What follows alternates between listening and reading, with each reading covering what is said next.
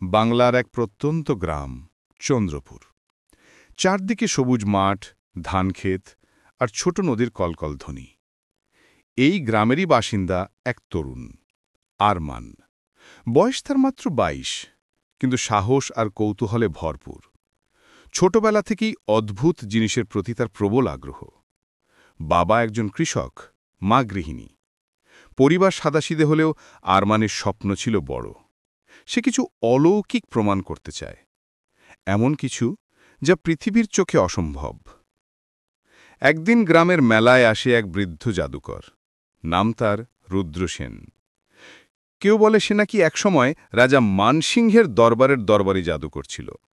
আবার কেউ বলে সে আসলে কোনো অশুভ শক্তির সঙ্গে চুক্তিবদ্ধ। যেই হোক না কেন, তার চোখ দুটো ছিল ভয়ঙ্কর উজ্জ্বল, যেন ভেতরে লুকিয়ে আছে শত বছরের গোপন আগুন। মেলার রাতে আরমান দাঁড়িয়ে দেখে রুদ্রসেনের প্রদর্শনী। আগুনের গোলা হাতের মধ্যে নাচছে, মাটিতে আঁকা চক্র থেকে বেরোচ্ছে নীল ধোঁয়া, আর হঠাৎই উধাও হয়ে যাচ্ছে একটি টেবিলের উপর রাখা পাথর। সবার চোখ বিস্ময়ে বড় বড় হয়ে যায়। আরমান চুপচাপ দাঁড়িয়ে থেকে ভাবে, এটা কি শুধুই কৌশল, না সত্যি কোনো গুপ্ত বিদ্যে আছে ওর? শেষে সে গিয়ে জাদুকরের সামনে দাঁড়ায়। গুরুজি, আপনি কি সত্যি জাদু জানেন? রুদ্রসেন হাসলেন, এক ভয়ঙ্কর তীক্ষ্ণ হাসি। সব জানার ইচ্ছে ভালো, কিন্তু সব জানা নিরাপদ নয় বাছা। আরমান বিনীত কণ্ঠে বলে, আমি শিখতে চাই, যদি আপনি আমাকে শেখান। জাদুকর কিছুক্ষণ তাকিয়ে রইলেন, তারপর বললেন, আগামী পূর্ণিমার রাতে নদীর ধারে বড় অশ্বত্থ গাছটার নিচে এসো। যদি সাহস থাকে, আমি তোমায় কিছু দেখাব। পূর্ণিমার রাত, আকাশে গোল চাঁদ, নদীর জলে প্রতিফলিত তার আলো। আরমান একা গাছের নিচে এসে দাঁড়ায়। হঠাৎ শীতল হাওয়া বয়ে যায়। তারপর দেখা দেয় রুদ্রসেন যেন হাওয়ার মধ্যে থেকেই উঠে এলেন। তিনি বললেন, তুমি যদি সত্যি সাহসী হও, তবে তোমাকে ৩টি পরীক্ষা পেরোতে হবে। প্রথম পরীক্ষা হল ভয়কে জয় করা। এক মুহূর্তে আশেপাশের আলো নিভে যায়, চারদিক কালো অন্ধকার। হঠাৎ শোনা যায় কুকুরের ডাক, তারপর মানুষের চিৎকার। আরমানের মনে ভয় ঢোকে, কিন্তু সে চোখ বন্ধ করে স্থির দাঁড়িয়ে থাকে। কিছুক্ষণ পর সব শান্ত হয়ে যায়। রুদ্রসেন মুচকি হাসলেন, ভয়কে জয় করেছ, এখন দ্বিতীয় পরীক্ষা, বিশ্বাসের পরীক্ষা। জাদুকর তাকে একটি পুরনো তামার আংটি দেন। এই আংটিটি তোমাকে সুরক্ষা দেবে, কিন্তু কেবল তখনই যদি তুমি তোমার মনকে সম্পূর্ণ স্থির রাখতে পারো। তারপর তিনি বললেন, যদি মন ভেঙে যায়, আংটি নিজেই তোমার বিরুদ্ধে কাজ করবে। আরমান আংটিটি হাতে পড়ে।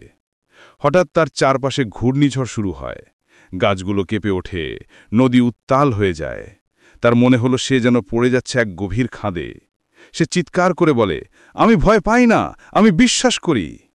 এক মুহূর্তে সব শান্ত হয়ে গেল। রুদ্রসেন তার দিকে তাকিয়ে বলেন, তুমি দ্বিতীয় পরীক্ষায় উত্তীর্ণ হলে বালক। জাদুকর এবার একটা কালো আয়না বের করলেন। এ আয়না তোমাকে তোমার আত্মার সত্য চেহারা দেখাবে। যা দেখবে তা সহ্য করতে পারলে তুমি প্রকৃত জাদু জানবে। আরমান আয়নার দিকে তাকালো। তার চোখের সামনে ভেসে উঠল তার অতীত, ছোটবেলার ব্যর্থতা, মায়ের কষ্ট, নিজের অহংকার, হিংসা, ভয়, সব একসাথে। সে কেঁদে ফেলল। জাদুকর বললেন, যে নিজের অন্ধকারকে চিনতে পারে, সেই আলোর যোগ্য। আয়না হঠাৎ আলোকিত হয়ে ওঠে। জাদুকরের মুখমণ্ডল তাতে মিলিয়ে যায়, আর আরমান অনুভব করে তার শরীর জুড়ে এক অদ্ভুত শক্তি ছড়িয়ে পড়ছে। সকালে গ্রামবাসী দেখে অশ্বত্থ গাছের নিচে পড়ে আছে কেবল একটা পুরনো লাল কাপড়, জাদুকরের পোশাক। জাদুকর কোত্থাও নেই। আরমান তখন নদীর ধারে দাঁড়িয়ে, তার চোখে শান্তি, মনে এক নতুন শক্তি। সে বুঝেছে সত্যিকারে জাদু বাইরের নয়, তা মানুষের মনের ভেতরে। সাহস, বিশ্বাস আর আত্মজ্ঞান, এই তিনেই লুকিয়ে আছে প্রকৃত জাদু।